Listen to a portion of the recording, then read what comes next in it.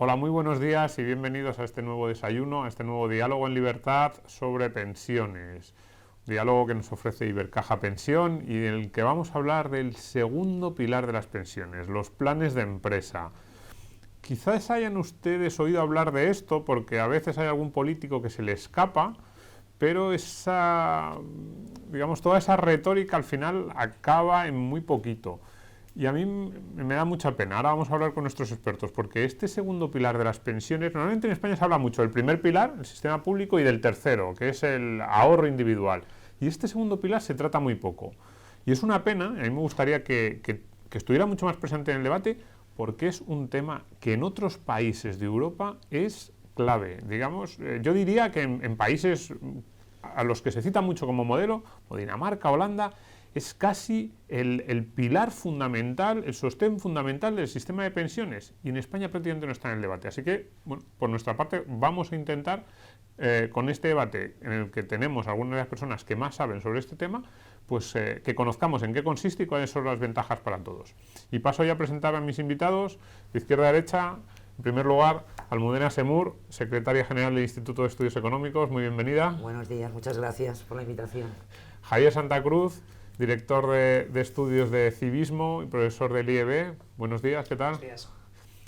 José Carlos Vizcarra, Ibercaja Pensión, director de Ibercaja Pensión, ¿qué tal? Buenos días. Muy bien, encantado. Y Carlos Esquivias, responsable de la Comisión de Vida y Pensiones de UNESPA. Buenos días, muchas gracias por la invitación.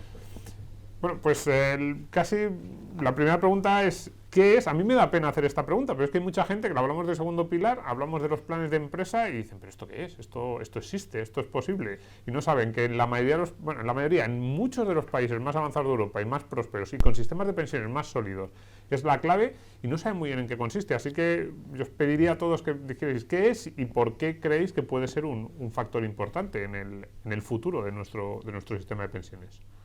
Almudena, sí. Bueno, aunque yo no soy una experta, porque aquí tenemos a dos personas que seguro que lo definen muy bien.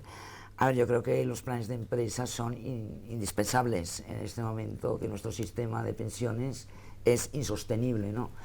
Entonces, bueno, tenemos que avanzar hacia un sistema pues mixto, ¿no? En que tanto aporte el Estado como unos planes de ahorro individuales. Y ahora voy a lanzar aquí esto al aire, porque yo creo que para los planes de empresa hay que ser ahorrador. Y yo creo que el ahorro en España, el ahorro de los hogares, está bajo mínimos. Entonces la mentalidad de los trabajadores ahora de hacer estos planes de empresas, no sé si van a ser reacios o no. Pero bueno, el español es como dientes de sierra, ¿no? Empiezas a trabajar, ahorras, te compras un primer coche, baja la tasa de ahorro. Te casas, baja la tasa de ahorro, te compras el piso, o sea, dientes de sierra. Entonces, esto os lo dejo a vosotros, que seguro que lo explicáis mucho mejor, pero que tal y como tenemos diseñado en este momento nuestro sistema, y estaréis de acuerdo, y sobre todo, Javier, es insostenible en el tiempo. Se hizo una reforma, pues esta reforma ahora, nuestro gobierno, pues ha derogado la mitad. Y no hay combinación impositiva posible que garantice las pensiones en un futuro. Hay que mirar a largo plazo, no a corto plazo. Yo creo que la mayor parte de los países más desarrollados, ¿no?, tienen una estructura, por lo que se refiere a las pensiones que tienen que recibir sus ciudadanos a partir de la edad de jubilación, que se basa en los tres pilares. El primer pilar sería el de la pensión pública de jubilación. El segundo pilar sería la pensión que un trabajador puede recibir de su empresa o empresas en las que ha trabajado, y el tercer pilar de las pensiones sería aquel ahorro que el ciudadano ha conseguido acumular, digamos, de manera individual a través de los instrumentos, que existen numerosos instrumentos para ello. A mí lo que me da sobre todo más envidia de otros países es ver cómo eso se asume de manera natural. Es decir, que la mayor parte de países de nuestro entorno, ya habéis citado muchos de ellos, ¿no?, el Reino Unido, Holanda, Francia, Suecia, por ejemplo, es un caso también paradigmático. La gente recibe una parte de su pensión del sistema público, pero sabe que además, para complementar su nivel de vida cuando se jubila, pues va a recibir otras dos fuentes de renta más, la pensión de su empresa y su pensión individual. En En España lo que sí que tenemos es una situación un poquito diferente a otros países, que es que la tasa de sustitución pública está rondando el 80%, quiere decir, la tasa de sustitución es lo que representa la pensión que vas a recibir cuando te jubiles en relación con tu último salario antes de jubilarse. La más generosa. Es un 80%, claro, hasta ahora la gente ya estaba acostumbrada a pensar que cuando se jubilaba la mayor parte de su renta iba a venir de la pensión pública y que con eso iba a poder mantener un nivel de vida adecuado. Lo cierto es que en otros países europeos las tensiones que se generan sobre el sistema, pues cada vez la gente vive más, que es una noticia positiva, pero al mismo tiempo, que decir, voy a poner por comparación la situación de mis padres a la situación actual, ¿no? Es decir, antes una persona entraba a trabajar casi muy joven, a los 18 años, mucha gente estudiaba en la universidad, se jubilaba a los 65, es decir, acumulaba 40 y muchos años y vivía una media de 10 años, desde 65 a 75, donde recupera. Hoy en día la gente se incorpora más tarde al mercado laboral, las carreras son más inestables y luego además cuando se jubila vive una media de 20 años. Lo que viene a decir que, y luego la natalidad, pues todos sabemos que España es uno de los países donde la natalidad es más baja, con lo cual en un sistema de reparto en el que los trabajadores de hoy están pagando la pensión a los que están jubilados hoy, pues probablemente significará que en un futuro, como ha pasado en la mayor parte de países europeos, donde esa tasa de sustitución media, en lugar del 0,80 es el 50 o 60, la pensión pública va a representar menos. Nosotros siempre hemos dicho que somos defensores también de un sistema público, eso no hay que ponerlo en duda, pero que debido a que ese sistema público va a ir dando una tasa de sustitución cada vez más baja, las personas tienen que ser conscientes cuanto antes, desde jóvenes, que tienen que ahorrar para que a través de esas pensiones de empresa o esas pensiones individuales pues puedan tener un nivel de vida muy parecido al que tenían antes de jubilarse. Más tarde abundaré en sistemas de otros países que nos parecen muy razonables como modelo que se podrían implantar en España para precisamente desarrollar esta previsión social de empresa, que quizás sea la que menos tenemos desarrollada en nuestro país. Fíjate, José Carlos, con esto que dice Carlos sobre el sistema público, este modelo, este segundo pilar, en la mayoría de los países de Europa está absolutamente integrado en el sistema público, es decir, forma parte, el trabajador casi, yo creo que muchas veces ni se entera, o sea, sabe que es diferente, sabe que contribuye, pero está integrado dentro de la normativa general de las pensiones y, bueno, o sea, es casi como aquí te cobran, igual que aquí te cobran la cotización, pues en estos países pues les cobran una parte para que va ese sistema de ahorro, que a mí me parece por eso muy interesante. Pero mira, Domingo, un poco ligando con lo que comentaba Almudena, de que en efecto estamos en un país que se ahorra poco, ¿vale? Que esa vocación, esa cultura del ahorro, pues la hemos tenido, pero de otra forma, de otra manera, a la que hoy necesitamos. Cuando en esos otros países, que ahora, como decía Carlos también, veremos qué modelos podemos llegar a copiar, porque la bondad que tenemos, los pocos ángulos positivos que se pueden sacar de esto es que tenemos experiencias muy cercanas con una serie de efectos que podemos analizar y perfectamente se podrían trasladar a España. Cuando esos sistemas se han implantado en la adscripción por defecto, por ejemplo, como en el Reino Unido, que luego lo veremos, que es quizás el más reciente de todos, donde los trabajadores se han incorporado no obligatoriamente, porque tienen derecho a salirse, menos de un 10% de los trabajadores, aportando ellos también una cantidad, no solamente el empresario, aportando el trabajador una cantidad, menos del 10% se han salido del sistema. Lo cual quiere decir que, bueno, lo que hay que hacer, creemos desde luego en la industria, en Ibercaja Pensión por supuesto, es llegar a modelos donde no solamente prime la voluntariedad de las personas. Yo creo que para que esto tenga realmente un efecto positivo y seamos en el tiempo comparables con países de nuestro entorno, tiene que haber una cuasi obligatoriedad para que estos sistemas se pongan. Hay datos tremendos. Sí que hay planes de empresa en España, pero los planes de empresa en España los tienen las grandes corporaciones, las grandes entidades financieras, no nos olvidemos, pero en las pymes, en lo que es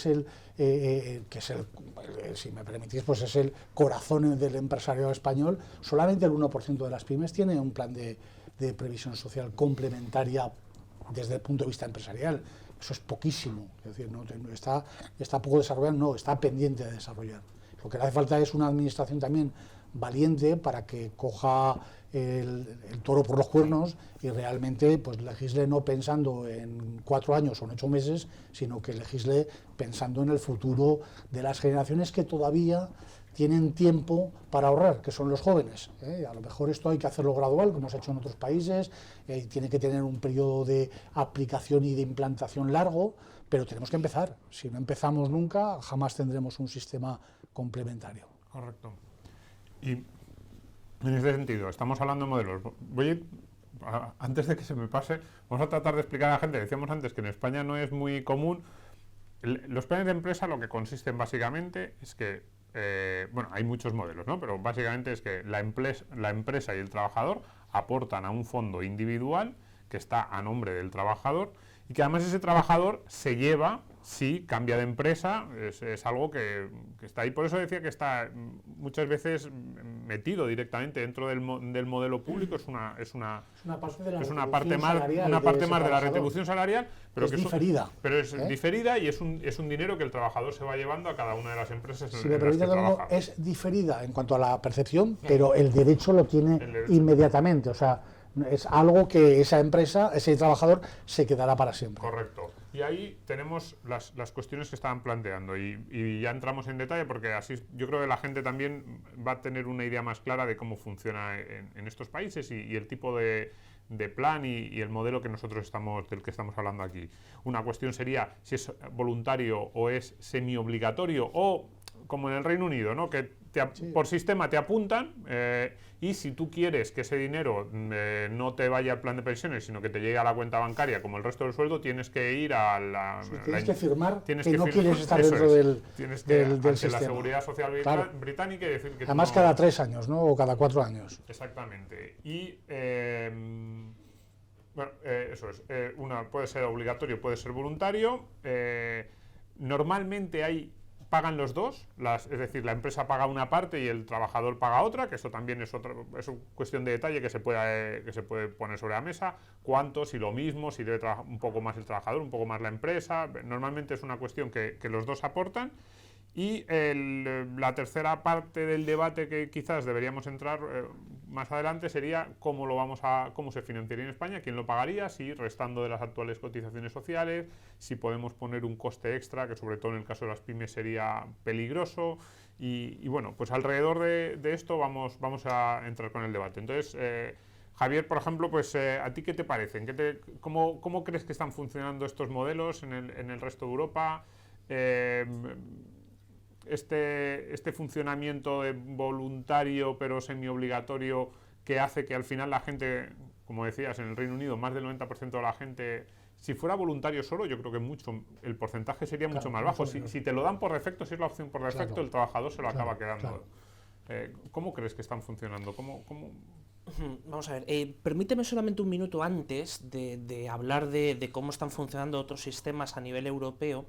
Describir por qué en España es el sistema de planes de empresa, este segundo pilar, no es generalizado y tiene bastantes problemas para implementarse.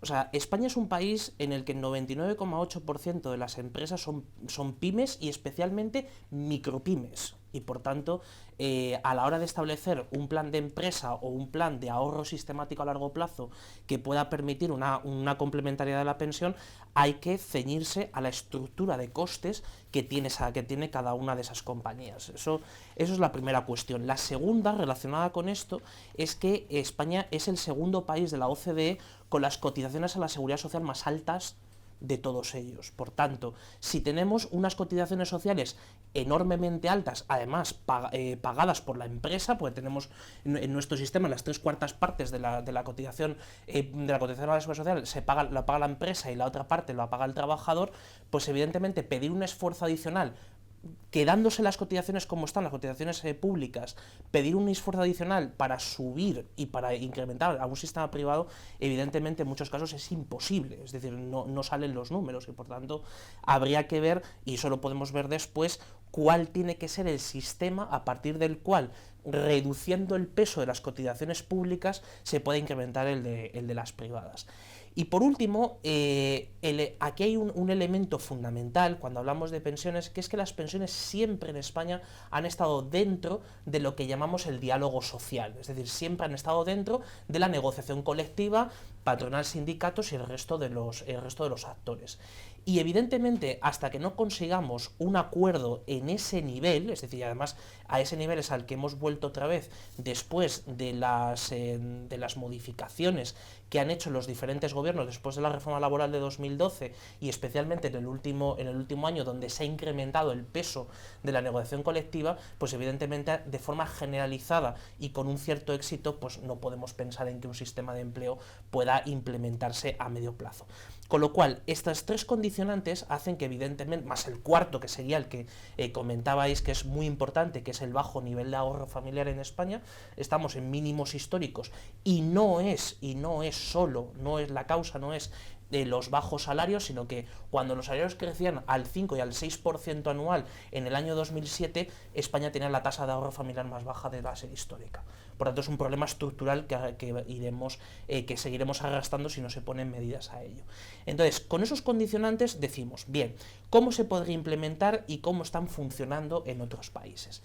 Tenemos un ejemplo en España que a mí me parece particularmente importante, aparte de que haya planes de empleo en las grandes corporaciones y que haya incluso con un sistema privado, no solo de la asistencia de pensiones, que es el caso de clases pasivas, sino también de la asistencia sanitaria, que es lo que han tenido las mutualidades de funcionarios hasta hace muy poco, ya es un sistema que se irá poco a poco extendiendo, sino que tenemos en España un ejemplo muy importante donde ha habido un acuerdo generalizado de toda la estructura productiva y especialmente de los reguladores y políticos, que son las entidades de previsión social voluntaria en el País Vasco.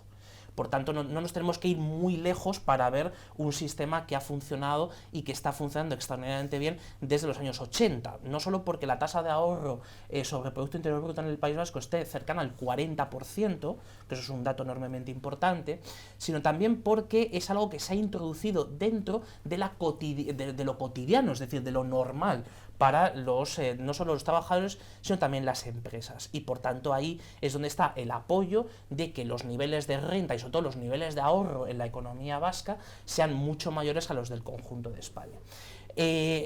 Con ese antecedente, que ahí es donde también hemos visto sistemas que tienen obligatoriedad, otros que... Y además esa obligatoriedad que ha sido discutida incluso en términos legales, finalmente se ha sentado y se ha dado por buena, tenemos otros que son efectivamente con por una inscripción por defecto, que es un elemento bastante interesante para un país donde el nivel de ahorro es bastante bajo, como decimos en España, pero también porque, y ahí es donde está el punto, tenemos que ver cuál es la complementariedad que esto tiene con seguir cotizando de una forma muy importante a un sistema público, es decir, por tanto, soportar la carga que eso supone, además de complementarlo con con el sistema propio individual, es decir, con lo que ya se está cotizando por los planes de pensiones privados. Por tanto, yo creo que esa casación de los tres elementos es la que llevaría a que, si implantamos un modelo británico, un modelo holandés, los modelos nórdicos o incluso una reforma integral hacia un sistema de capitalización, como pueda ser el caso chileno o el caso mexicano, pueda llevar a que podamos, primero, que todos estén alineados, es decir, todos los agentes sociales estén alineados, y en segundo lugar, que esa transición se produzca con los menores costes posibles. Y a día de hoy, siendo conscientes de las limitaciones que tiene la economía española, pues tenemos que ser ciertamente prudentes a la hora de hacer esa transición. Sí, el tema del coste... Pues, si queréis lo tratamos ya, o quizás podemos, lo dejamos apagado, va a ser más polémico, cómo financiarlo. O sea, yo creo que el modelo nos gusta a todos, la pregunta es quién lo paga. Porque claro, si decimos que un 10% del sueldo del trabajador vaya a un plan de pensiones de empresa, la cuestión es de dónde sale, de un coste extra por parte del trabajador, se le quita del neto que actualmente recibe, se sube la cotización, es un tema complicado. La cuestión de las entidades del País Vasco, para mí es una de las grandes preguntas de este tema. ¿Por qué no se amplía al conjunto del país un sistema similar? A mí me gustaría aclarar algunos temas. Es decir, en primer lugar, por lo que se refiere al número de instrumentos que hay, lo que estabas tú planteando, cómo son más o menos los sistemas complementarios del segundo pilar. Aunque el más conocido es el Plan de Pensiones de Empleo, aparte pues existen otros instrumentos. En el ámbito del País Vasco están las entidades de previsión social voluntaria, pero también están los planes de previsión social empresarial y los seguros colectivos de instrumentación de compromisos por pensiones, que no hay que olvidarlos, que son instrumentos diferentes al plan de pensiones o al plan de previsión social empresarial, porque en el plan de pensiones de empleo existe una aportación que es irrevocable por parte del empresario y del trabajador y que es indisponible hasta el momento en que esa persona se jubila. Eso sí, si se cambia de empresa puede movilizarlo. En el ámbito de seguros colectivos también estamos hablando de un instrumento que muchos responsables de recursos humanos de las empresas utilizan para fidelizar a sus trabajadores. No tienes que dárselo a todos los trabajadores, como en el caso de planes de pensiones, que es otro de los problemas que tiene, que es decir, que como tienes que aplicarlo a toda la plantilla, pues hay empresas que quieren hacer diferenciaciones que en un instrumento que es más rígido no pueden hacer. En el ámbito de seguros colectivos esas diferenciaciones son posibles, tampoco tienes los límites de aportación.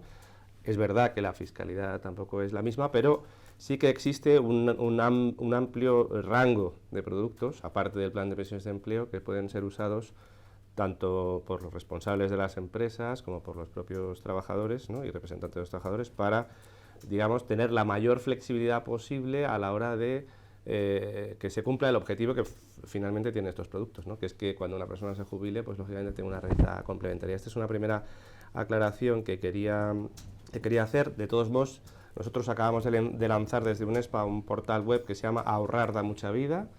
Es muy fácil de entrar, con teclear Ahorrar da mucha vida, y ahí tenemos todos los instrumentos, tanto de segundo como de tercer pilar, en la que cualquier persona, en un lenguaje muy sencillo, puede enterarse de qué instrumentos están a su alcance para ahorrar para su jubilación desde el punto de vista individual, como cuáles podrían ser los instrumentos que podría ofrecerle su empresa.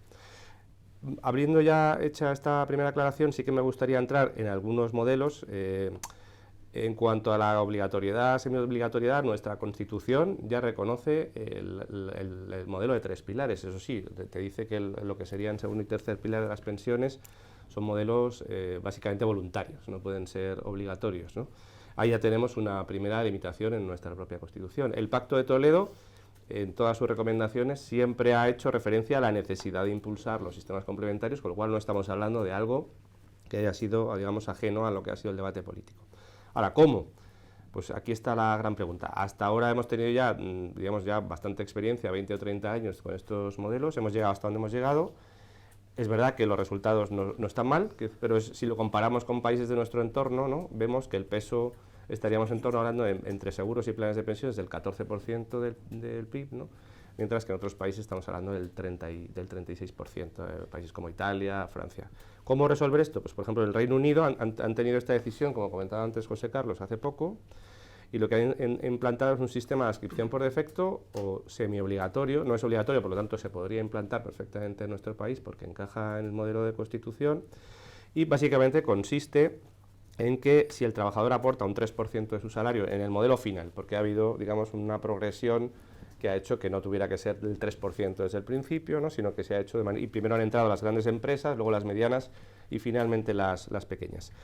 Si el trabajador aporta un 3, la empresa aporta un 4 y el Estado aporta un 1. Es decir, cada mes un 8% del salario del trabajador desde que ese trabajador entra con 20 años y siempre que se superen determinados umbrales de salario que se consideran digamos, de supervivencia, es decir, que por debajo de los cuales no tiene sentido que se produzcan esas aportaciones, el trabajador va ahorrando, se le mete por defecto en este sistema y solamente si decide salirse, puede salirse. Es decir, en cualquier momento yo como trabajador le puedo decir a la empresa no quiero estar dentro y por lo tanto en ese sentido, aunque sea adscripción por defecto, tiene esa voluntariedad. Lo cierto es que, como decíais antes, solamente el 9% de los trabajadores se han salido desde que se ha implantado. Es un dato muy significativo. Es un dato muy... Un 9% muy nada potente, más, y además eso, quiere decir, está en todas las... bueno, todo este sistema hace publicaciones periódicas que son fáciles de seguir y se puede contrastar. Y no olvidemos que le cuesta dinero al trabajador, que no es solamente recojo la aportación de mi empresa. No, requiere que, lógicamente, que el trabajador aporte. Decir, claro, sí, sí. Y eso, a mí lo que me parece más importante, es un modelo apoyado por todos los agentes sociales, es decir, la patronal británica lo apoya, los sindicatos británicos lo apoyan. Y tiene voluntad para hacerlo. Y tienen voluntad para hacerlo. Entonces, nosotros creemos que es un modelo que podría ser exportable. Cada año está generando 20.000 millones de libras más de ahorro. Es que eso es fundamental. 20.000 millones de ahorro nuevo, ¿eh? No ahorro que se está cambiando de un instrumento a otro, sino de ahorro nuevo. En un modelo, ¿verdad?, que de alguna manera también la administración sigue controlando, no son fondos que vayan directamente a las gestoras y las instituciones financieras son las que, entre comillas, se forren de todo este negocio, ¿no? Está muy reglamentado, está muy regulado, entran todos en competencia, con lo cual es muy transparente en comisionamientos, en profesionalidad. Hay modelos que... A mí es un modelo que me gusta mucho. La gente dirá, bueno, pero aquí en España a lo mejor no sirve. Cuidado. A mí que me gustan mucho los temas. No, pero por ejemplo, o la gente dice, que me contestaran por qué no sirve para dice, España. Por ejemplo, o nos saldríamos o algo así. Yo digo, a mí me gustan mucho cada vez más los temas estos de psicología económica, de economía del comportamiento. Se basa mucho en eso, ¿no? Por ejemplo, una cosa que no tiene nada que ver con las pensiones, el famoso ejemplo de los países donantes de órganos. Hicieron el estudio, es para el que no lo conozca, hicieron un estudio, era entre dos países nórdicos. Yo creo que era Suecia y Dinamarca, pero a lo mejor era Suecia y Noruega o Austria. Alemania y Austria. Bueno, la cuestión era que había un formulario, o sea, unos investigadores se dieron cuenta que había una diferencia enorme entre la tasa de donantes de órganos en un país y en otro. Y dijeron, ¿cómo puede ser que dos países tan parecidos, que tienen una población similar, una cultura similar, tradición, haya tal diferencia? Y se pusieron a investigar y se dieron cuenta de que la única diferencia que había era que en un país, para ser donante de órganos, tenías que marcar una casilla, decía, si quiere usted ser donante de órganos, marque esta casilla. Y en otro país era al contrario, era, si no quiere usted ser donante de órganos, marque esta casilla. Y una cosa tan banal como marcar hacía que fuera la tasa de donante de órganos del 90 al 95 al 5 en el otro país. Pues en esto de las pensiones, antes que hablábamos de que los españoles ahorran poco, de repente un empujoncito tan pequeño como este, y de repente esa tasa de ahorro que es muy pequeña en un instrumento como este se podría dar la vuelta en muy poco tiempo. Y en cuanto a la tasa de ahorro que ahorramos poco, lo que comentabas tú antes, en épocas expansivas el español ahorra mucho menos. Cuando empieza a ahorrar es en las épocas recesivas del ciclo económico. En cambio, se puede confundir ahorro con inversión. Lo que sí que hace el español, si lo comparamos con los países de nuestro entorno, es la vivienda propiedad, que no es ahorro, es inversión, que sí, pero que sí que es verdad. Inversión apalancada. Muy apalancada. Con una liquidez bastante estrecha. Que no es inversión. Entonces eso sí, ahorra para comprarse, invertir en ladrillo. Eso es una discusión, pero a mí me gusta también el puntito, tiene un punto de ahorro la compra de la vivienda. Sin duda también. Pero bueno, el ahorro, como estamos diciendo, del depósito. No olvidemos que incluso hasta hace 4 días la vivienda, hasta hace 4 días la vivienda era un bien de consumo, computado así en las cuentas nacionales como un bien de consumo. O sea, se hizo la transición cuando vino el SEC 2010, pero siempre ha sido interpretado como un bien de consumo duradero, igual que el coche. Pero en cualquier caso, yo quería acabar. Como decía Almudena, es el único ahorro que tenemos los españoles. El ladrillo. Esto por un lado. En cuanto a lo que comentabas de las cotizaciones sociales, España sí que es un país donde la empresa es de los que más paga cotizaciones sociales. En cambio, el trabajador, si lo comparamos con los países de nuestro entorno, está en la cola del ranking, es de los que menos aporta al tema de las cotizaciones sociales. Y por último, en España yo creo que está penalizado el ahorro. El marco impositivo, no hay un marco atractivo para las empresas. Ahora en esta última, la ley de presupuestos, la fallida ley de presupuestos, penalizaban los rendimientos de capital. Almudena, los planes de pensiones tienen 30 años de vida y en los planes de pensiones y en los seguros de ahorro en los últimos 30 años lo único que ha hecho la administración es quitarle todos los beneficios fiscales que tenía para la empresa, que tenía para el trabajador. La última, con incorporar las aportaciones a las cotizaciones a la Seguridad Social, que aunque es un tema técnicamente complejo para la mayoría de los ciudadanos entenderlo, es incrementar el coste por hacer esto. Claro, hombre, por favor, lo está penalizando. Los límites de aportación en 8.000 euros. Es que aunque una persona tenga 15 años para aportar, esos 8.000 euros, vamos al tope, con esa cantidad no le va a dar para complementar realmente la pensión de la Seguridad Social, que obviamente la vamos a tener el día de mañana, pero una cuantía mucho menor. Entonces, todo este tipo de instrumentos, sea cual sea, tienen que estar muy premiados. Hay que premiarle al ahorrador. El ahorrador tiene que tener esa conciencia de que no está haciendo algo negativo, que parece lo que pasa actualmente. Está penalizado. Cada vez que no vamos a ir al ahorro también le subimos el impuesto. España es uno de los países que más penalización del ahorro hace. Una medida levemente correctiva, pero con algunas cosas que fueron importantes, fue la reforma fiscal del año 2015, donde una de las cuestiones esenciales era dotar de al menos un principio básico, que es una fiscalidad neutra, es decir, neutra a los diferentes productos de ahorro y evidentemente quitando lo que eran bonificaciones fiscales y premios a otros, como era el caso de la vivienda. Es decir, que hasta hace no mucho tiempo, hasta el 2013, que fue el último año que se puso de corte como periodo transitorio, la vivienda estuvo bastante favorecida, muy favorecida fiscalmente, ¿no? Mientras que, por ejemplo, cuando uno tenía en un plan de empresa que ya incluso eso tenía bastantes problemas a la hora de, sobre todo, no solo en la fiscalidad del rescate, sino también incluso en las propias aportaciones, de las discusiones que Hacienda ha tenido, y no pocas, con planes de empresa donde no se les quería dejar la desgravación fiscal, ¿no? Entonces, el problema es que la variable fiscal es enormemente importante a la hora de establecer un segundo pilar, no solo por la fiscalidad simplemente del ahorro, sino por la otra parte de la fiscalidad donde estamos hablando, que es la de la fiscalidad del trabajo, es decir, de los salarios. Y el mayor impuesto que pesa sobre los salarios son las cotizaciones a la seguridad social, ¿no?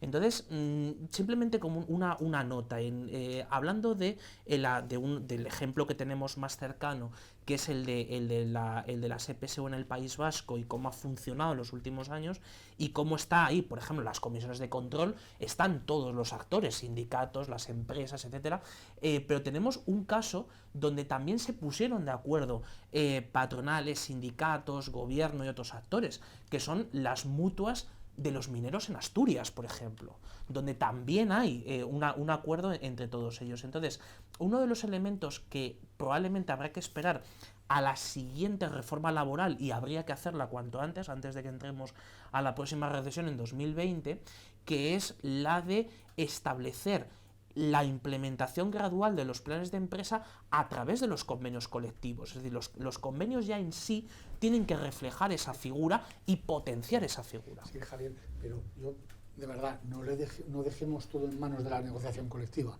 Porque al final hay cosas que no deben de estar en manos de, bueno, lo decíamos antes, ¿no? Como en la adscripción por defecto. Tenemos que ser proactivos en esto. Y no hablo desde la industria, hablo como ciudadano. Es decir, esto no debe de estar, esto debe de ser algo que caiga por su propio peso, la necesidad que tenemos, sobre todo para las futuras generaciones que tenemos ya hoy, que están accediendo al mercado de trabajo y que realmente no saben que van a tener que pagar a todas las personas que nos incorporemos del baby boom, etcétera, etcétera, las pensiones del futuro. Vamos a proteger las suyas, pero no que estén en el entorno de la negociación de si subo la inflación, no subo la inflación. Es realmente, lo que decías, Domingo, es muy importante. ¿Quién va a pagar esto? A ver, yo no creo que estemos en esta mesa para discernir quién lo va a pagar, pero lo tenemos que pagar como sociedad. Claro. Al final, como sociedad, tenemos que llegar a ese convencimiento de que esto es bueno, es necesario y es un complemento absolutamente necesario para el día de mañana, ¿no? Claro, a mí me gustaría dividir lo que nos queda en dos partes, porque estamos hablando de la reforma legal, que yo creo que todos estamos de acuerdo en que sería bastante positivo algún tipo de reforma legal que nos empujase en esta dirección, que ayudase a las empresas, pero eso es un futurible del que la discusión fundamental sería cómo se implementa y quién lo paga, cómo hacemos, las cotizaciones. Se ha hablado en las últimas semanas acerca de la mochila austríaca, que fuera, digamos, podría ser el primer paso hacia que esa mochila austríaca... Hay bastante consenso, además. Sí, que además parece que hay consenso, pero mientras eso llega, a mí también me gustaría que le dedicásemos unos minutos a la cuestión de que esto ya se puede hacer, quiero decir, y que esto tiene una serie de ventajas para las empresas y para los trabajadores. Hablábamos antes de fidelización, de la relación que se establece entre la empresa y el trabajador, no es ni caro ni complejo. No es ni caro ni complejo. Entonces, vamos a empezar por ahí. ¿Cómo pueden ahora mismo las empresas, los trabajadores decir, oye, esto puede ser una parte importante de nuestra relación.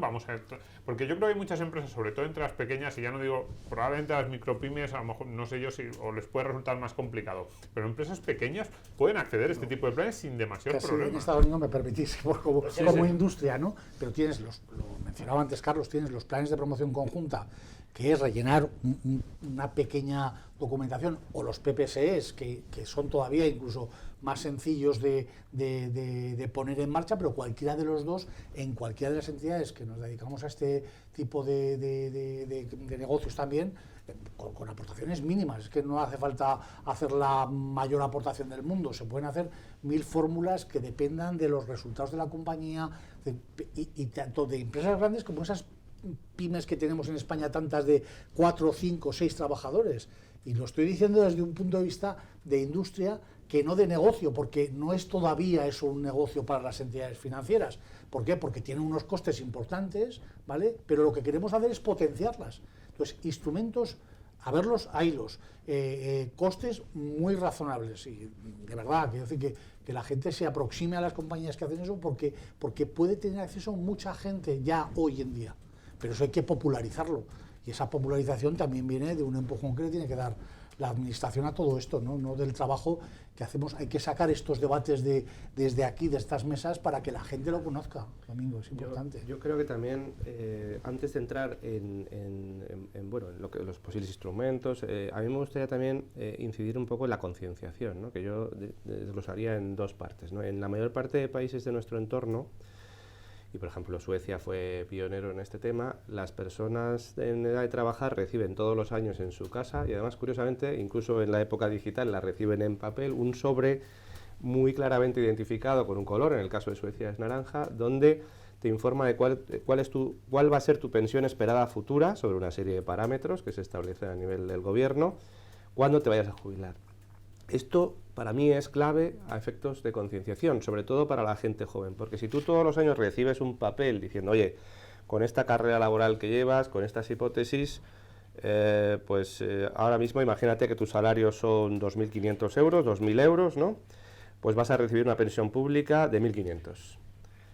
Y te la dan además en términos de euros mensuales actuales, no de dentro de 20 años, porque si te lo dan de dentro de 20 años, porque ahora lo voy a poner con el tema del simulador de la Seguridad Social, que adolece, yo creo, todavía de problemas importantes. Y luego tú, además, recibes de tu sistema de previsión social de empresa, ¿no? Otro papel que te dice que has conseguido ahorrar para complementar otros 200 euros mensuales, y de tu pensión individual, pues 100. Dices, oye, pues 1.500 más 200 más 100, 1.800. Ahora gano 2.500, tengo todavía ahí un agujero de 700 euros que, si quiero vivir igual cuando me jubile, tengo que seguir aportando.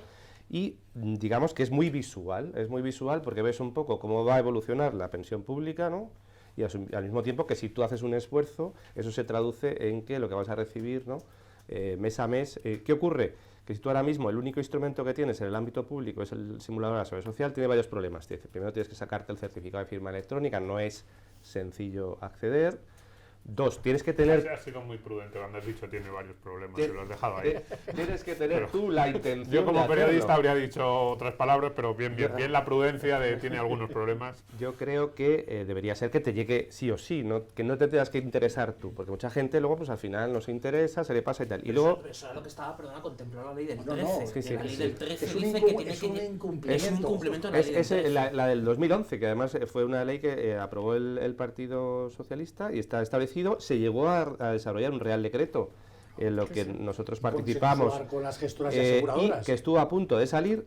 Estaba, de hecho, si lo podéis ver, contratada la empresa que iba a repartir las cartas, hubo un concurso público y de repente se paró. Pues porque a lo mejor, lo que ocurre es que a lo mejor lo que se iba a ir viendo es que la tasa de sustitución, pues ligeramente iba a ir descendiendo, y es un mensaje que políticamente no le interesa a ningún partido. Yo no me meto en eso. Lo que sí que creo es que la gente... luego, otro problema cuando entras al simulador de la Seguridad Social es que te da la información de cuánto vas a recibir de la pensión en euros de dentro de 20 años. Entonces, claro, entras allí y dices, va usted a cobrar 5.000 euros al mes, y te quedas tan tranquilo, pero claro, te está hablando de 5.000 euros del año 2040 o 2050. Y no capan por arriba. Y no te establece tampoco el límite de la pensión máxima actual. Sí. Entonces, con esa Esa información información, si la diéramos cualquiera- con esa información la gente Tenéis un problema en los Una tribunales. compañía aseguradora hace eso y al No, día no. siguiente le han retirado la En licencia. el anterior desayuno yo dije que nos cerrarían la gestora. Con esa información no tienes los elementos de juicio necesarios que de recibirlos, pues yo creo que cambiaría bastante la cosa en el sentido de que tú ya serías consciente desde muy joven que algo tienes que hacer. Y lo puedes hacer a nivel individual, lo puedes hacer sobre todo en la empresa. En el modelo holandés es un modelo paradigmático de acuerdo entre sindicatos y patronal después de la Segunda Guerra Mundial para que sea ahora mismo la principal fuente prácticamente de renta de jubilación. Ahora, tú esto lo debates con los agentes sociales y luego pues tienes sus sensibilidades. Pero si si el queréis lo primer contamos. debate que hay de las pensiones, Carlos, lo que hacemos es volver a meter las pensiones con el IPC más, el mejor IPC de todo el año, aunque eso vaya a costar 30.000 millones dentro de 15 años, etcétera, No, pero pues, eso, pues el al matiz es que, final, o sea, el en matiz lugar es de que- comunicar algo, es decir, que hay Nadie que quiere- comunicar con frialdad de los datos que tenemos, Nadie de quiere la abordar situación, ningún que es que eso lo va a político, pagar alguien, que no es una cuestión que se Sola- pague solamente, sola. hay un, solamente hay un matiz, ¿no? Que es que, o sea, tenemos que ser no es que seamos partidarios de que se meta dentro de la negociación colectiva, que no. Yo no soy partidario. Esto tendría que haber estado fuera. No solo en la siempre. negociación colectiva, quiero decir. Tendría que haber estado fuera siempre del debate puro de enfrentamiento entre unos y otros, ¿no? La cuestión es que, siendo realistas, es decir, con el marco que tenemos, y España es un país que está fuertemente, o sea, su sistema productivo está fuertemente condicionado por negociaciones colectivas y por convenios todavía provinciales, que es una auténtica barbaridad, pero bueno, algunas de estas cosas se relajaron con la reforma del 12, siendo conscientes de esa limitación, decir, bueno, si queremos que haya un éxito generalizado y que haya un movimiento generalizado, tenemos que empujar por ahí. Pero sí que estoy de acuerdo y es fundamental, y eso es lo que estamos hablando ahora de una forma muy clara, es qué cosas podemos ir haciendo. Desde el lado individual, desde el lado del acuerdo individual en la empresa. Entonces, en eso es donde ahora mismo nos movemos. Y yo creo que ahí la principal cuestión que movería a un movimiento generalizado en la sociedad, pero no precisamente pacífico, sino probablemente revueltas sociales, es la carta. Es decir, la carta no se manda porque eso en sí es una bomba. Entonces, la bomba de relojería que supone, y además a la gente, sobre todo cuando están a partir de los 50 años, donde dice, a mí me quedan 15, 17 años de cotización y resulta que ahora mismo, a día de hoy, o me pongo a ahorrar como un loco, o si no, no voy a poder mantener el nivel de vida. Sí, porque yo, Almudena, yo no sé si tú estás de acuerdo. Yo siempre digo que la gran reforma, estamos todo el día hablando de reformas pensiones, que sin meter, yo creo que la gran reforma pendiente es la de la información, que la gente sepa lo que va a cobrar, de dónde le va a llegar ese dinero y las opciones alternativas que tendría para complementarlo. Por ejemplo, estos planes de pensiones de empresas, si la gente supiera realmente las condiciones del sistema público, también las de la empresa, sería algo incluso demandado por el trabajador y que desde el punto de vista de la atracción de talento por las empresas podría ser una herramienta enorme que las empresas dijeran, oye, yo además del sueldo te estoy pagando aquí un complemento, sería fantástico, pero es que como la gente no tiene esa información... No, exactamente, ahí está ganado. Pero yo os quería preguntar, desde la época recesiva, bueno, a partir de la salida de la época recesiva del ciclo, y que se ha empezado a hablar de que las pensiones no son sostenibles en el tiempo, ¿habéis visto incrementados los planes de empresa? Porque eso sería lo lógico. Nada. Pero es más. Y luego os dejo. Y dos, a mí también, yo me pregunto y me planteo en el tema de información, yo veo a pensionistas que están manifestando todo el día. Para mí, bueno, el indexar las pensiones al IPC ha sido un error garrafal, y luego no va a haber partido político que ponga el cascabel al gato, ¿no? Entonces yo pienso, ¿por qué se manifiestan si han sido el colectivo menos castigado por la crisis? Y si los pensionistas. De las pensiones, lo decía antes, me parece, Javier, más generosas Una de tasa de Europa, reposición una de las más generosas, una tasa de sustitución enorme. Espectacular. ¿Son bajas las pensiones? No, quizás son bajos los sueldos, o quizás Claro, baja la renta claro. per cápita de Y España. cuando pero- escuchas muchas veces que se intenta también disimular otros problemas que tiene la sociedad con las pensiones, cuando escuchas a más de un pensionista diciendo, es que claro, con esta pensión y tengo que mantener a 2 hijos, pues no señor, la pensión es para que se mantenga usted. Nosotros estamos haciendo algo mal en otro capítulo, que es la inserción laboral de esas personas jóvenes, pero desde luego la pensión está pensada para que viva usted ese núcleo familiar, y no todavía un núcleo familiar con hijos a su cargo. Se está trasladando una deuda Claro, estos pensionistas a las futuras generaciones. Entonces os quería preguntar esto, ¿habéis notado? Porque información ahora la hay y se está hablando de que no es sostenible el sistema. ¿Habéis notado un incremento? A ver, yo creo que esto es una pregunta bastante compleja. Yo te contesto en lo que yo opino. Es decir, en España tenemos un problema de dicotomía entre lo público y lo privado. Es decir, que eso no te sucede en otros países. Entonces eso hace que el debate político sea muy difícil, porque si eres, digamos, partidario de una cosa, ¿no? Solo es partidario de que exista la pensión pública, y si eres partidario de otra cosa, parece que solo es partidario de que exista lo privado, cuando la realidad de la mayor parte de los países de nuestro entorno es que lo público y lo privado colaboran de manera eficiente para que al final las pensiones que reciban las personas cuando se jubilan sean adecuadas, ¿no? Y aquí entraría el tema de la sostenibilidad y la adecuación. A ver, el sistema público de pensiones tiene que ser sostenible y tiene que dar lugar a una pensión adecuada. El problema es que en general son dos palabras que van contrapuestas, es decir, a mayor el nivel de adecuación, más difícil es mantener la sostenibilidad del sistema, ¿no? ¿Qué ocurre? Que otros países lo que han visto es la sostenibilidad se ve afectada por el mero sistema de reparto, que es yo no soy para nada. No me gusta para nada ser alarmista y no me gusta nada ver a esta gente que sale en prensa o incluso gente joven que he visto en esto diciéndolo, no vamos a cobrar nada. No, no es así. Lo que ocurre es que el sistema público, como cualquier otro sistema, tiene unos ingresos y unos gastos. El gasto cada vez es mayor porque, oye, cada vez entra menos gente a trabajar, cada vez la gente vive más y cobra más tiempo, y luego además pues el hecho de que salarios pues hayan sido afectados por la crisis, que la gente no tenga unas carreras laborales estables, todo eso afecta al sistema. ¿Se le pueden meter ingresos al sistema? Pues oye, se han hecho algunas cosas, yo ahí no me meto, que son temas de política pública. Lo cierto es que por muchos ajustes que le quieras meter, de estopar las bases, no sé qué, no es suficiente, que es que tenemos una seguridad social con un déficit de 18.000, 20.000 millones. Otros países, de manera natural, lo que han dicho es, vamos a garantizar la sostenibilidad. Evidentemente eso afecta a la tasa de sustitución. No es que no vayas a cobrar pensión, vas a cobrar una pensión pública que cada vez y en reformas muy graduales va a ser más baja, pero a cambio vamos a intentar mantener la adecuación, que es decir, que al final la pensión que reciba la persona de esos tres pilares sea la correcta, la que mantenga el nivel de vida, fomentando estos segundo y tercer pilar, estos previsión social a nivel de empresa. ¿Qué ocurre? Que en España el debate políticamente está tan tenso, tan polarizado, que al final, si defiendes los sistemas privados, estás en contra de lo público. Si defiendes lo público, estás...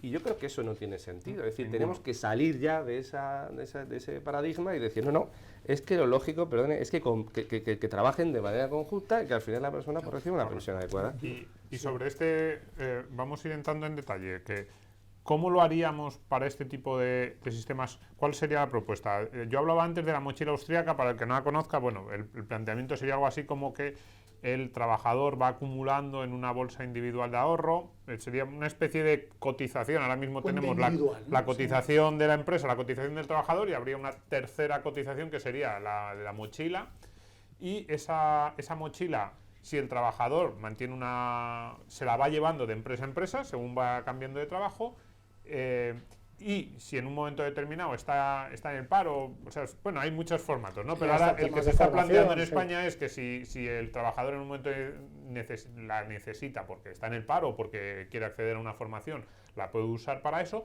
y si no, se va acumulando para la pensión. Entonces, no sé si ese es el primer modelo, y luego la segunda cuestión sería cómo se paga, qué parte puede asumir la empresa, qué parte puede asumir el trabajador, cómo influye eso en unos costes laborales que, como decís antes, pues en España ya están un poco límite. Y también me gustaría saber, por parte de la industria, qué tipo de modelos plantearíamos de planes, digamos. Si establecer una serie de planes de tipos, desde el más arriesgado o el más volátil a los menos, si permitir que el trabajador y la empresa se pongan de acuerdo en cualquiera de los planes que se ofrecen en el mercado.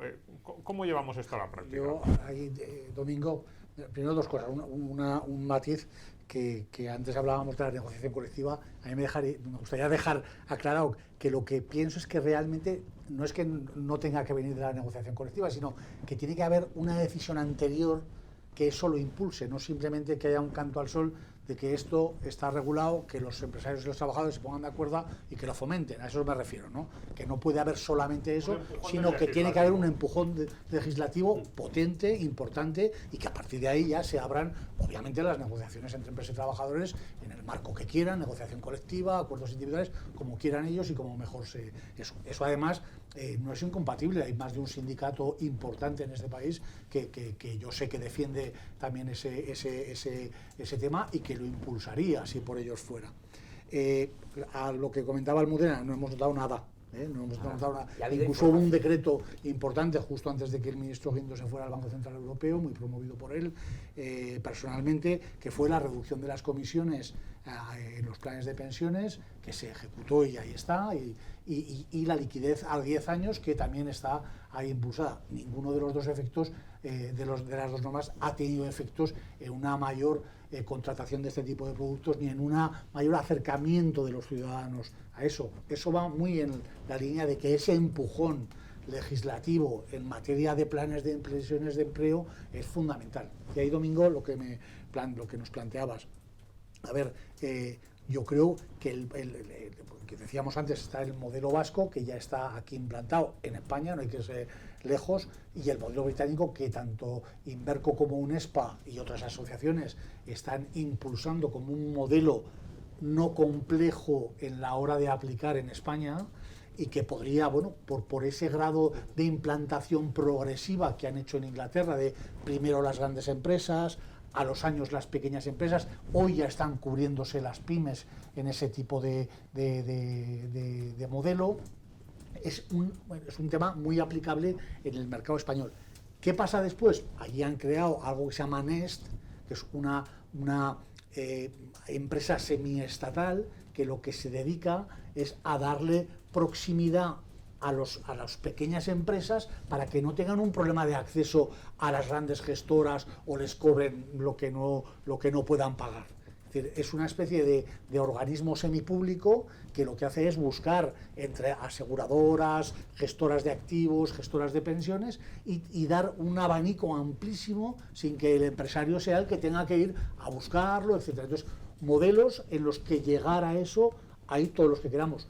Yo sí que me gustaría decir, yo creo que tenemos una industria de gestión de activos y de aseguradoras de vida muy potente en este país, muy eficiente. Las comisiones, tanto que dicen que somos muy caros, etcétera, en planes de empleo no llegan al 0,20 las comisiones que estamos aplicando en los planes de pensiones, grandes y menos grandes. En los grandes, obviamente, pero en los menos grandes también. Yo creo que somos una industria muy eficiente y muy preparada para acometer sin duda teníamos que hacer cosas, obviamente, para poderlo ejecutar, pero no estamos ni mucho menos en pañales en ese tema. Yo ahí estoy convencido. A la industria le dan el empujón legislativo y en dos semanas está todo en marcha. La implantación es muy rápida. Para que no haya abusos, para que haya transparencia, para que sea fácil, sencillo y barato el acceso a productos de inversión y a instrumentos de inversión factibles. Y bueno, pues eso además, vuelvo a insistir, no tenemos que inventar nada, tenemos muchos modelos muy cerca, sabemos lo que ha funcionado y lo que no ha funcionado de cada modelo. Hombre, pues vamos a elegir un poco lo que ha funcionado, vamos a consensuarlo, y por ese lado tendríamos que tener poquitos problemas. ¿Y el reparto de costes, cómo lo haríamos? Javier, tú que eres un hombre de números, a ti te salen las cuentas, ese 8% del que hablábamos antes, el Reino Unido, es evidente, a las empresas españolas no le podemos meter un 8% de coste laboral extra. Pero Domingo, tampoco se lo podrían meter a las británicas hace 8 años. A las empresas al final, claro, pero lo que pasa es que a mí me parece un poco artificial esa diferencia entre se han subido la las cotización de la empresa. Este año, sí. Y no le han preguntado a nadie. Sí. Y van a la gran hucha que no sabemos dónde va. Sobre todo cotiza menos en toda Europa, son las más bajas. Tampoco estás dispuesto a lo mejor a aportar parte como aportaciones, al final luego te va a acabar viniendo como impuestos. Sí, eso está si luego claro. si luego te ponen un tipo mínimo de sociedades de no sé qué, te acaba llegando como impuestos. Mi propuesta sería que parte de ese incremento del coste fuera vía reducción de las actuales cotizaciones, que yo creo que hay cierto margen. Pero el problema es que, a ver, ¿quién lo paga esto? Es es una cosa que es muy importante por las condicionalidades que tenemos en España, ¿no? Y evidentemente yo creo que vamos a hablar del cómo, pero desde luego la industria, a pesar de todas las vueltas de tuerca que se ha dado a la regulación, tanto la regulación de fondos, de planes, la última que fue la de las ventanas de liquidez y la bajada de las comisiones, que a mi modo de ver se le introdujo otro coste adicional, porque evidentemente en un país como el nuestro, donde los únicos fondos estables a largo plazo que había eran los planes de pensiones, porque no se podía rescatar salvo por una serie de condiciones especiales, pues tienes que provisionar, además dar una liquidez inmediata cuando puedes tener a gente que a lo mejor a los 10 años te rescate. Es decir, que y a pesar de todas las vueltas de tuerca que se ha dado a la regulación, muchas de ellas para mal y no para bien, la industria en España está muy preparada, tanto en seguros como en las gestoras de fondos. Pero dicho eso, que eso es una parte muy importante. El problema es el quién lo paga, porque en este quién lo paga vamos a generar ganadores y perdedores. Entonces, los perdedores, sobre todo, si se hace a través de la parte pública, se van a sentir perdedores desde el minuto 1 y van a obstaculizar cualquier cambio, ¿no? Entonces, aquí habría dos tipos de perdedores. O uno es la caja, perdedores a corto plazo, entendedme, es decir, de quién gestiona esto a corto plazo. Uno es la caja de la Seguridad Social, si se hace contra cotizaciones, es decir, se acepta reducir el 29,9%, que normalmente es el tipo medio del coste de la cotización patronal, se reduce al 25%, supongamos. Si se reducen esos 5 puntos, eso tiene un coste de recaudación inmediata y muy importante sobre una caja que tiene un déficit de 20.000 millones. Entonces, esa sería, digamos, un primer coste a corto plazo. Pero podría haberlo, si no es la caja de la Seguridad Social, lo serían los presupuestos generales del Estado, porque se puede hacer deducible, como lo es ahora en una parte de los planes, en el impuesto de la renta o en el impuesto de sociedades. Por tanto, ahí decimos, ¿quién pierde antes a corto plazo? O bien recaudación de la Seguridad Social o bien recaudación de los impuestos generales. Entonces, ahí es donde hay que lograr un consenso donde efectivamente la empresa y el trabajador tienen que poner más, es decir, hacer un esfuerzo adicional evidentemente medido, pero el problema es que en ese sentido la administración es la primera que se siente perdedora a corto plazo de ingresos. Ningún político, y menos un ministro de Hacienda o un ministro de Trabajo, quiere perder recursos de su área, y por tanto pues ahí es donde está el mayor hándicap de corto plazo, pero desde luego alguien tiene que asumirlo al primero. Yo respondiendo primero a tu pregunta en relación a la mochila austríaca, la mochila austríaca, sin perjuicio de que me parezca bien, responde a otra finalidad. La finalidad que pretende la mochila austríaca es permitir que los trabajadores puedan saltar de empresa a empresa sin miedo a perder la indemnización por despido. Es decir, que si llevo 10 años y me cambio, de repente me encuentro que me despide mi segunda empresa y solo me dan un mes. Entonces, y pretende también evitar que el mercado sea dual en el sentido de trabajadores fijos, temporales. Esa dualidad de la que adolece bastante nuestro mercado se podría ver bastante aliviada por este sistema. Que luego esto, digamos que estas aportaciones, que fundamentalmente tienen como objetivo que si algún día me despiden, pues tenga ese colchón, ¿no? Y no vaya al sistema público, sino que ya esté prefinanciado, yo lo pueda recibir, y que si al final no lo he necesitado porque he llegado al final de mi carrera laboral y no me han despedido, pues aquí tengo lógicamente un colchón que me puede servir para mi jubilación. A mí no me parece, o sea, no creo que sea la base del debate. Ayudaría y, por supuesto, yo creo que permitiría resolver otros temas del mercado laboral, como he dicho antes, la dualidad, etcétera, etcétera. Yo creo que además la solución que nosotros por la que estamos abogando más es la teoría del empujón, que hay autores económicos como Thaler que lo han mencionado, ¿no? Es a la gente hay que obligarle un poco, es decir, no es una obligación completa, pero al final, aparte del ejemplo que decías tú de lo de los órganos, ¿no? Que es a la hora de rellenar el carné, cuando vas a acceder el carné de conducir, que es que no marcas la X y no te viene por defecto. Yo pongo otro ejemplo también muy habitual, que es imaginaros todos los meses de nuestra que es el dinero que cobramos como salario, nos quitan la parte de retención del IRPF. Que nos la van quitando, y cuando llegamos a hacer la declaración, más o menos, si no tienes cosas muy raras, te sale ni a pagar ni a devolver. Ahora imagínate que la gente recibiera el salario en bruto, sí, tuviera que pagar. Y cuando llegara la declaración de la renta tuviera que pagar de repente 10.000 euros. La mayor parte o mucha parte de la gente no tendría el dinero, se lo habría gastado antes. Pues esto es un poco lo mismo. Si tú le das ese empujón a las empresas y trabajadores para que de su salario, o en el caso de las empresas, de sus beneficios empresariales, hay una parte que se detraiga ya directamente, y sobre todo en el caso del trabajador, con la que no cuento, como en el caso de la retención del IRPF, pues ya te acostumbras a no tener o sea, a tener ya el neto, y ya con eso te haces tus cálculos. Que es verdad que hay gente que tiene salarios muy bajos que no puede renunciar a eso, pues para esa gente está la opción de salirse. Que decir, oye, el que va así, ¿no? Pues lógicamente a lo mejor necesita eso, ese 3%, porque es la diferencia entre vivir, ¿no? Pero la mayor parte de los trabajadores no es así. Y lo disciplinarías a que desde 20 años eso se va produciendo, la capitalización compuesta de todo ese dinero desde los 20 años hasta los 65, al final es lo que acaba generando patrimonios realmente relevantes para que luego la gente pueda percibir una renta complementaria a lo largo de su jubilación que sea, digamos, algo potente que ayude a complementar lo de la seguridad social.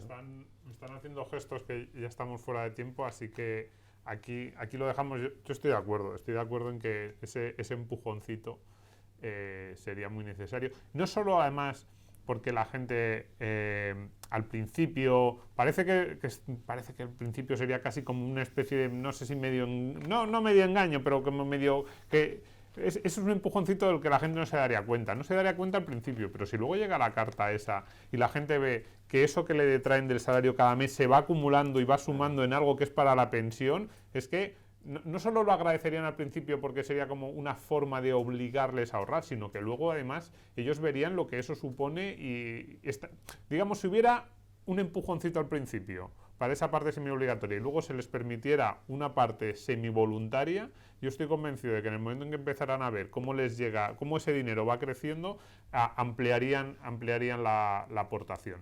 Pues muchísimas gracias. Hemos dado, yo creo, bastantes ideas a los políticos y a las empresas para que pongamos en marcha un segundo pilar que creemos que es fundamental. Almudena Semur, Javier Santa Cruz, José Carlos Bizárraga, Carlos Esquivias, muchísimas gracias por haber participado. Espero que haya quedado más o menos claro este segundo pilar que en España, ya decimos, salvo en el País Vasco, está muy, muy, muy escondido. Yo creo que es fundamental. Yo estoy de acuerdo en que a todo el mundo le debería gustar esto, a los sindicatos, a los empresarios, a los trabajadores. Nadie se puede oponer a esto. Porque hemos quedado en que los políticos que tienen que pensar de dónde sacan el dinero, a lo mejor no les hace mucha gracia a algún ministro. Ese es su trabajo también, ¿no? Ese es su trabajo, sí, ver de dónde lo sacan, pero en ese intento de cambio del sistema de pensiones, para que no nos cueste tanto hacer el cambio y la transición sea más suave, yo creo que los planes de empresas son fundamentales. Así que muchísimas gracias por haberlo dejado tan claro. Y esperemos que poco a poco, esperemos que dentro de un par de años no haga falta hacer este desayuno, porque ese empujoncito legislativo haya llegado. Lo hagamos para ver cómo se está desarrollando. Muchísimas gracias a todos. Hasta otra. Gracias.